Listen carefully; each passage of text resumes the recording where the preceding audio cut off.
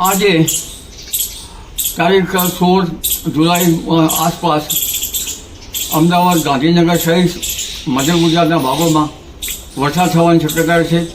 કેટલાક ભાગમાં હળવા ભારે વરસાદ થવાની શક્યતા રહેશે.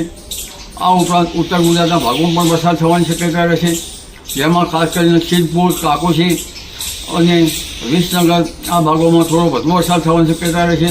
સમી હાડીના ભાગોમાં વરસાદ થવાની શક્યતા રહેશે. ઉત્તર ગુજરાતના ઘણા ભાગોમાં વરસાદ થવાની શક્યતા રહેશે અને આ વરસાદથી પાકને જીવાદમાં પણ શક્યતા રહેશે.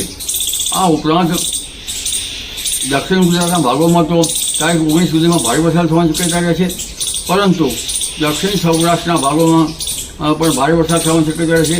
ભાવનગરના ભાગોમાં તારીખ 18 સુધીમાં અતિ ભારે વરસાદ થવાની શક્યતા રહેશે.